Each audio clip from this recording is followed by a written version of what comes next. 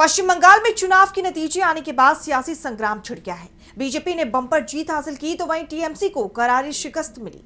हार के बाद टीएमसी प्रमुख ममता बनर्जी सीएम पद नहीं छोड़ना चाहती हैं, ऐसा उन्होंने ऐलान किया है। बीजेपी पर अपने हमले वो और तेज कर चुकी हैं।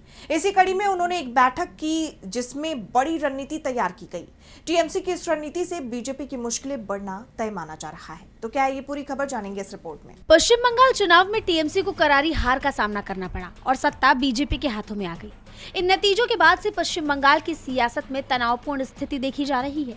एक तरफ बीजेपी ने नई सरकार के गठन की तैयारी तेज कर दी है, तो वहीं दूसरी तरफ टीएमसी प्रमुख ममता बनर्जी सीएम पद से इस्तीफा नहीं देने की जिद पर अड़ी हुई हैं। इन सब के बीच उन्होंने नवनिर्वाचित विधायकों के साथ बैठक की। इस बैठक में उन्होंने साफ कर दिया कि वो किसी भी हाल में सीएम पद नहीं छोड़ेंगी, चाहे कुछ भी हो जाए। बैठक में उन्होंने साफ कहा कि मैं इस्तीफा नहीं दूंगी, उन्हें बर्खास्त करने दो। मैं चाहती हूं कि एक काला दिन हो, हमें मजबूत रहना होगा। यही नहीं, उन्होंने टीएमसी नेताओं से विधानसभा के पहले दिन काले कपड़े पहनने के निर्देश दिए। उन्होंने आगे कहा कि जिन लोगों ने धोखा दिया उन्हें पार्टी से निकाला जाएगा। मुझे हंसी आ रही है, मैंने उन्हें नैतिक रूप से पराजित कर दिया है। मैं अब एक आजाद पंछी हूँ। मैंने सभी के लिए काम किया। हो सकता है हम हार गए हों, लेकिन हम लड़ेंगे। केंद्रीय गृह मंत्री और प्रधानमंत्री सीधे तौर पर इसमें शामिल हैं। उन्होंने दावा किया कि उन्हें जबरन चुनाव हराया गया है। मुख्यमंत्री ने बंगाल पुलिस, सीआरपीएफ और चुनाव आयोग पर बीजेपी के इशारे पर काम करने का आरोप लगाते हुए कड़ी निंदा भी की। उन्होंने साफ कहा कि चुनाव नहीं बल्कि क्रूरता थी।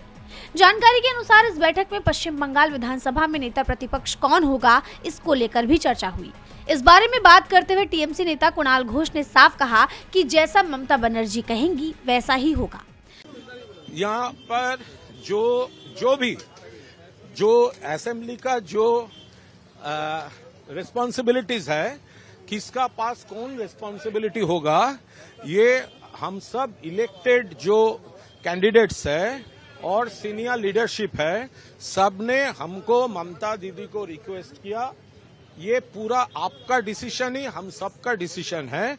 आप जो डिसीजन, आप जो असाइनमेंट जिसको देंगे वो। ममता के आवाज पर हुई इस बैठक से साफ हो गया है कि राज्य में भले ही सत्ता में बीजेपी आ गई है, लेकिन जिस तरह बीजेपी को टीएमसी तेवर दिखा रही है, उससे ये साफ है कि सरकार बनाने के बाद भी बीजेपी की मुश्किलें बढ़ने वाली है।